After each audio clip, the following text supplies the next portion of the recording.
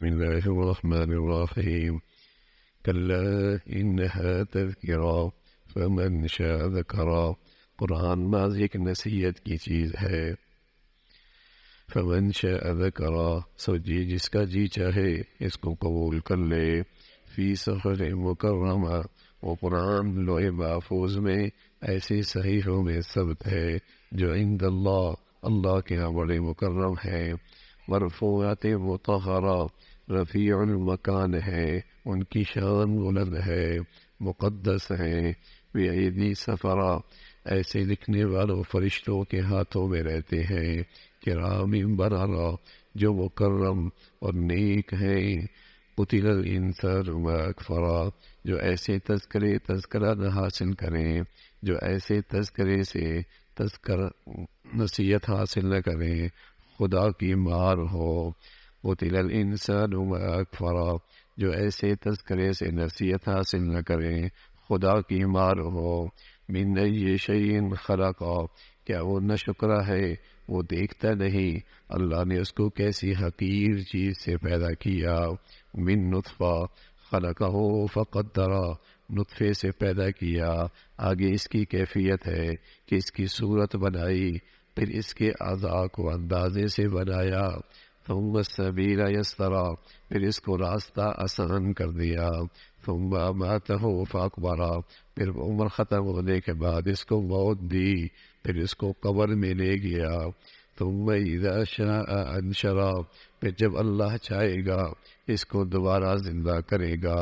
کلا لما یقض ما امرا، ہرگز شکر ادا نہیں کیا اور اس کو جو حکم کیا گیا تھا اس کو بجا نہیں لایا.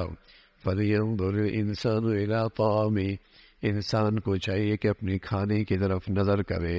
انا صببنا الماء صبا، ہم نے کیسے عجیب طور پر پانی برسایا.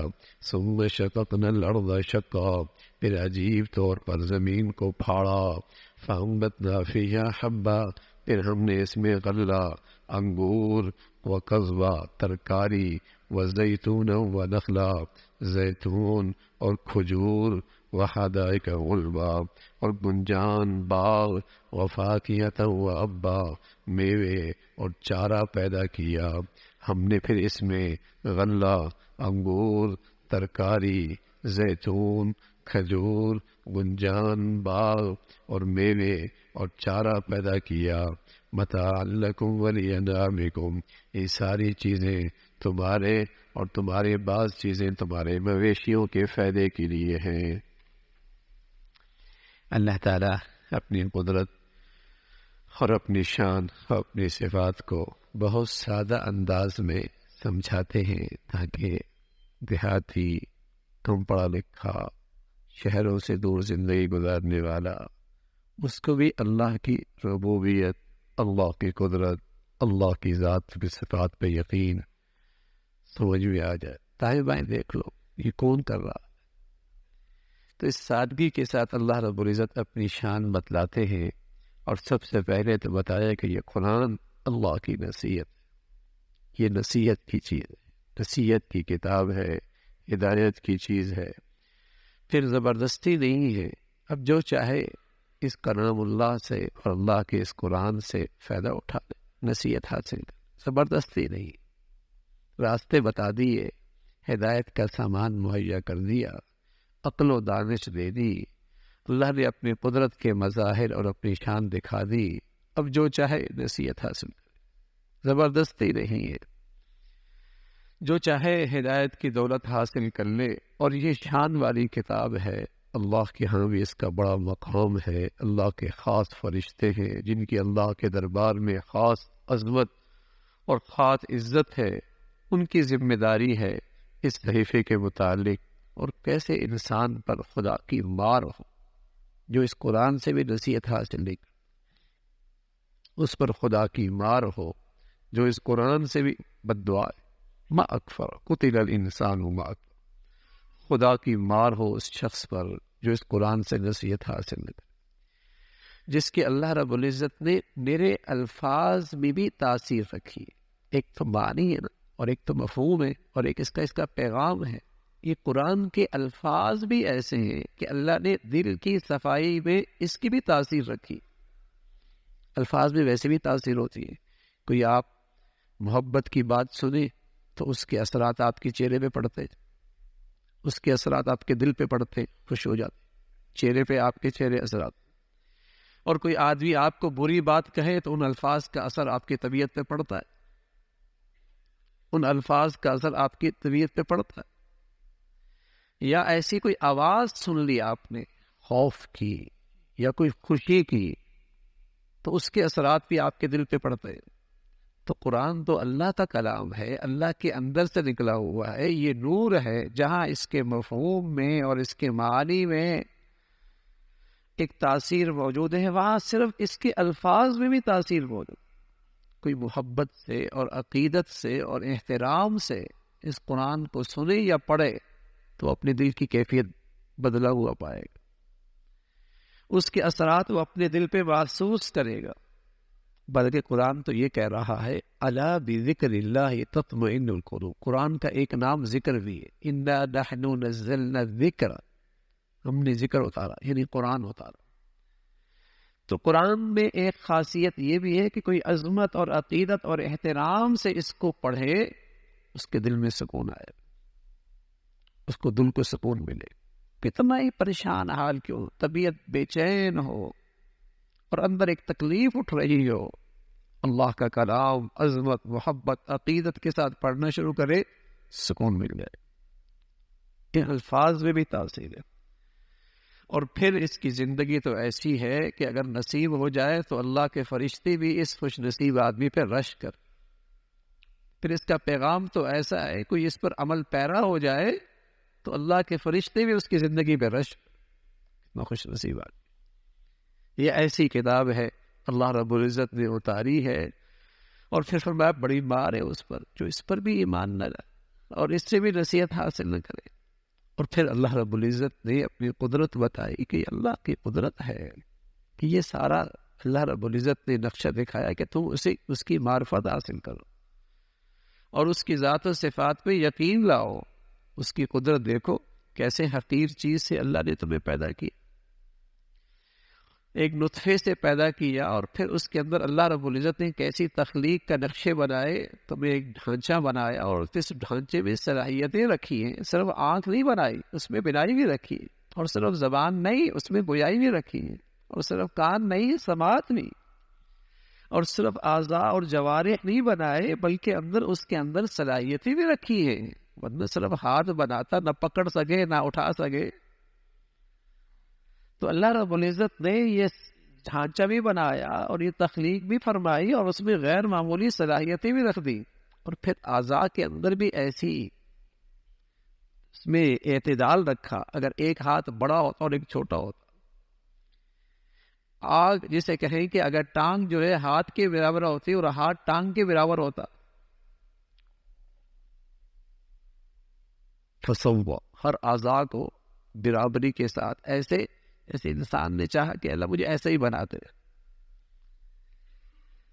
یوں اللہ رب العزت نے اس کی تخلیق فرمائی اور لقمہ اٹھاتا ہے، دیکھ بھی لیتا ہے، سونگ بھی لیتا ہے، منہ بھی ڈال لیتا ہے. اگر آنکھیں کہیں اور ہوتی اور منہ کہیں اور ہوتا، خلقہ فقدر، پیدا بھی کیا اور پھر اس کو ایسے توازن سے بنایا اور ایسے اندازے سے بنایا، اس سے بہتر انسانی شکل ہو ہی نہیں سکتی تھی. ایسی صورت بنائی. اور یہ سب اللہ رب العزت نے وہاں بنایا جہاں بظاہر کوئی روشنی نہیں. اماں کے پیٹ میں اماں کھانا کھا رہی ہے، اندر ہی اندر اس کے اعضاء بن رہے ہیں. اماں جو ہے وہ پانی پی رہی ہے، اندر ہی اندر اس کے اعضاء میں صلاحیت پیدا ہو گئی. اور اماں جو ہے وہ کام کر رہی ہے، اندر ہی اندر اللہ رب العزت اس کے اندر ہی نقش نگار بنا رہے ہیں. سبحان اللہ. یہ اللہ کی شان، اللہ کی قدرت. اور ہر ایک کا تجربہ یہاں سے گزرا ہے، یہاں سے ہو کے آیا ہے، اور پھر دنیا میں آنے کا راستہ اس کا آسان کر دیا. دنیا میں آنے کا راستہ انسان کے لیے آسان کر دیا. انسان ذرا سوچے، ماں کے رحم میں اس کی پرورش ہوئی، زندگی ہوئی. انڈا ہی دیکھ لے بھی ہے، انڈا یوں پھاڑے تو کچھ بھی نہیں ملے گا، اور چند دن تک اس کے مرغی کے نیچے رکھیں تو اس کے اندر آنکھیں بھی ہیں، اور اس کے اندر دل بھی ہے، اس میں ٹانگیں بھی ہیں، اس کا سر بھی ہے، ہاں، وہ ایک پوری مخلوق چلتی پھرتی ہے، اس کے اندر پوری سمجھ بوجھ ہے، اس میں پوری فہم موجود ہے، وہ اچھا نفع نقصان کو جانتا ہے اپنے لحاظ سے. یوں توڑو تو آپ کو انڈا اور زردی نظر آئے گی. اور کچھ دنوں کے بعد اللہ رب العزت اس میں ایک مخلوق ایسی چلتی پھرتی جس میں سارے اعضاء موجود ہیں. یہ اللہ کی قدرت ہے اور اسی کی شان ہے کہ مردوں سے زندہ پیدا کر دے اور زندوں سے مردہ پیدا کر دے. ہاں، بے جان چیز پیدا، مرغی زندہ ہے، بے جان چیز انڈا پیدا کر دیا، انڈا بے جان ہے، اس کے اندر ایک زندگی پیدا کر دی. یہ اسی کی شان ہے. ثم السبیل یسرا، اسی نے انسان کے راستہ آسان کر دیا، اور پھر اس پر موت آتی ہے، پھر یہ قبر میں جاتا ہے، اور پھر اللہ رب العزت جب چاہیں گے اس کو پھر زندہ کریں. یہ سارے ادوار، یہ سارے مراحل اس انسان پہ آتے جاتے، اور یہ اپنے پیاروں کو دیکھتا ہے. اس کی آنکھوں کے سامنے یہ سارے منظر گزرتے ہیں.